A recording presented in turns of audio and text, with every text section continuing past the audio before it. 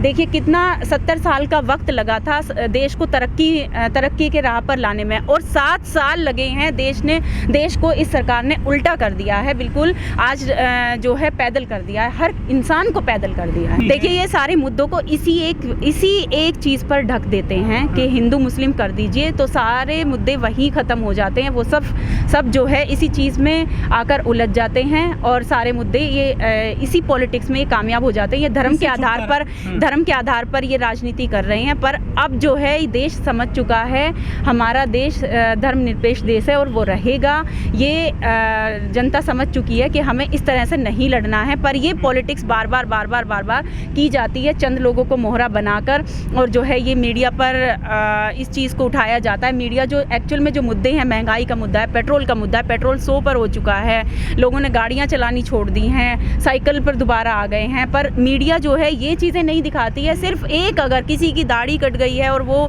ज़रा सा भी नॉन हिंदू मुस्लिम का जो मुद्दा जहाँ आ गया है, मीडिया 24 घंटे उसी को दिखाती है। टीवी मीडिया, इंटरनेशनल मीडिया हमारी सिर्फ उसी को दिखाती है क्योंकि वो बिकी हुई है, और सिर्फ ये सोशल मीडिया है जो सच दिखा रही है। और अब सरकार ने इतना दबाव बना दिया है इस चीज़ पर कि अगर ये इन मुद्दों पर किसी को किसी को अगर नाजायज़ सताया जा रहा है और वो कोई उन मुद्दों को उठाता है तो उसी पर केस लगा देते हैं, और उसी पर झूठे केस लगाकर कि ये लोग फिर आगे उठे ना, दूसरे लोग भी इसी तरीके से डर के आराम से अपने घरों में बैठ जाएं।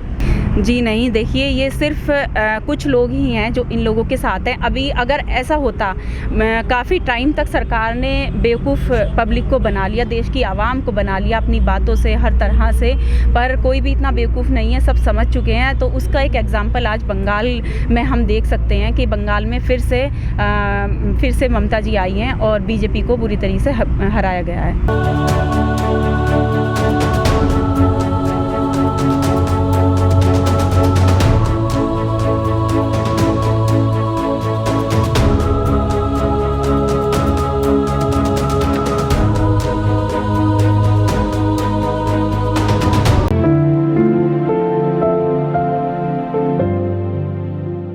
बिल्कुल देखिए सफलता मिलेगी।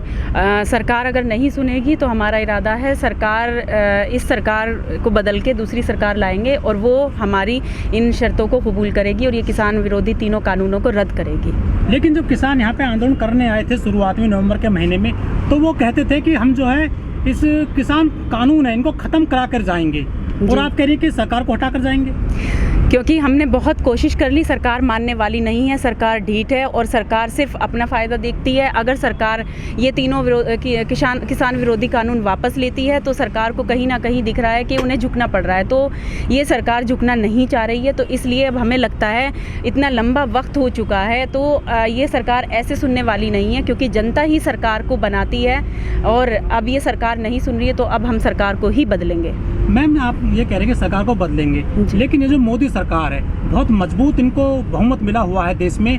इस 7 साल के दौरान जितने भी सरकार ने फैसले लिए हैं, चाहे नोटबंदी हो, 370 हो, GST हो, 3 तलाक हो, 370 हो, 35 हो, या तीनों किसान कानून हो, किसी पे भी मतलब फैसला इसने पीछे नहीं हटी है सरकार इन कानूनों से, तो किसान कैसे इसको? इसीलिए तो सरकार पीछे नहीं हट रही है कि अगर सरकार ये तीनों किसान विरोधी कानून वापस लेती है तो ये सरकार को वो सब भी अपनी गलतियां कबूल करनी पड़ेंगी, उन सबको भी वापस करना पड़ेगा। इसीलिए सरकार झुकना नहीं चाह रही है। और ये सरकार अभी तक जितने भी ये सारे काम किए हैं सारे देश के हित में नहीं किए हैं। इन सभी कामों से देश को नुकसान पहुँचा है। GST लगाकर व्यापारियों को नुकसान पहुँचाया। आज देश की हालत देख रहे हैं कि मजदूर हो या कोई बड़े से बड़ा बिजनेसमैन, 132 कंपनियां जो है बंद हो चुकी हैं, जो कितने लोग बेरोजगार हो चुके हैं, जो बड़ी कॉर्पोरेट कंपनियां थी वो भी बंद हो चुकी हैं। तो देश हमारा कहाँ आ गया? और सरकार कोई भी काम जो करना चाहिए वो काम कर ही नहीं रही है। कोरोना के नाम पर भी इतना सब कुछ सिर्फ दिखावा हो रहा है, पर कोरोना के नाम पर कोई भी ग्राउंड पर कोई काम नहीं हो रहा है, कोई वैक्सीनेशन या फिर डॉक्टर्स की विजिट या अवेयरनेस ही प्रोग्राम, और कुछ नहीं। तो सिर्फ अवेयर प्रोग्राम में भी इनका क्या जा रहा है? वो अवेयर प्रोग्राम भी गांव तक या गांव के लोगों तक पहुंचाए, ताकि लोग डरे हुए हैं, वैक्सीन लेना भी नहीं चाह रहे हैं। वैक्सीन तो है ही नहीं, पूरे मिल ही नहीं रहे हैं ताकि लोगों को वैक्सीन मिले, सिक्योर हो, इतनी नई नई बीमारियां और आती जा रही हैं, पर सरकार बेफिक्र होकर आराम से बैठी हुई है। ये सिर्फ सरकार लूटने पे इस आपदा के वक्त में भी अपना फ़ायदा देख रही है, आपदा को भी अवसर में बदल दिया है। नोटबंदी जो सरकार ने की थी, नोटबंदी दरअसल अमीरों को ही उसका फ़ायदा हुआ है। जो काला धन सरकार ने उल्टा बोला था कि काला धन हम लाएंगे, बल्कि वो काला धन उस नोटबंदी के दौरान सरकार ने वाइट मनी में तब्दील कर दिया। जो बड़े बड़े व्यापारी थे उनको किसी को भी लाइन में लगे हुए नहीं देखा। लाइन में कौन लगे थे? गरीब मजदूर। और मजदूरों को इस तरह से मोदी सरकार ने जो है, मोदी जी ने इस तरह से समझाया और बोला कि नहीं, आप मेरा सहयोग दीजिए, 70 दिन दीजिए। वो 70 दिन क्या, 7 साल गुजर चुके हैं, उसके बाद भी क्या देख रहे हैं? उस वक्त इतनी कुर्बानियाँ दी देश के लोगों ने कि मतलब मजदूर जो बेचारे खड़े थे, लाइनों में खड़े थे, रोज़ जो कमाते थे, रोज़ खाते थे, उनका ये हाल था कि वो एक दिन कमा रहे हैं और एक दिन लाइन में खड़े हैं पैसे बदलवाने के लिए। उनके घरों में बच्चों के पास दूध पिलाने तक के लिए पैसे नहीं थे। लाइन में लगे बुजुर्ग हैं, महिलाएं, कितने लोग मर गए, कितने लोगों के घर में हादसे हुए जो भूखे रह के उस दौरान भी मरे हैं। पर क्या हुआ?